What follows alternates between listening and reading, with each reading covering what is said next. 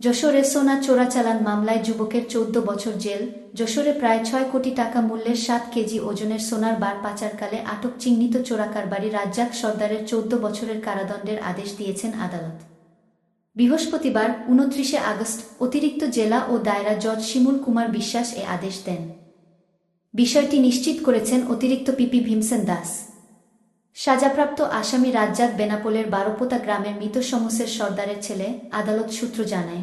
২০২৩ সালের ১৭ জানুয়ারি দুপুর ২টা ৪৫ মিনিটে বিজিবি সদস্যদের কাছে খবর আসে মোটরসাইকেলে এক চোরাকারবারি সোনা নিয়ে ভারতে পাচারের জন্য শার্শা উপজেলার পাঁচবুলাট গ্রামের দিকে আসছে। তাৎক্ষণিক বিজিবি টিম ওই গ্রামে অবস্থান নেন। কিছু সময় পর নয়কোনা বটতলা কাঁচা রাস্তা দিয়ে এক যুবককে মোটরসাইকেলে আসতে দেখে বিজিবি এ সময় তাকে থামতে বললে দ্রুত মোটরসাইকেল নিয়ে পালিয়ে যাওয়ার চেষ্টা করে।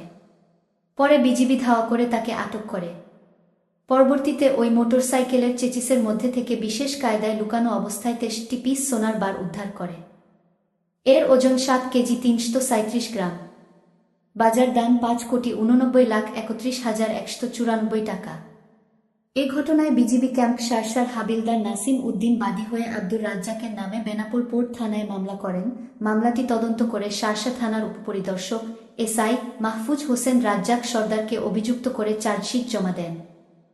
সর্বশেষ বুধবার এ মামলার রায় ঘোষণার দিনে আসামির বিরুদ্ধে অভিযোগ প্রমাণিত হওয়ায় বিচারক রাজ্জাকের উপস্থিতিতে ১৪ বছরের সশ্রম কারাদণ্ড ও ১০,০০০ টাকা জরিমানা অনাদায়ে আরও ২ মাসের কারাদণ্ডের আদেশ দেন।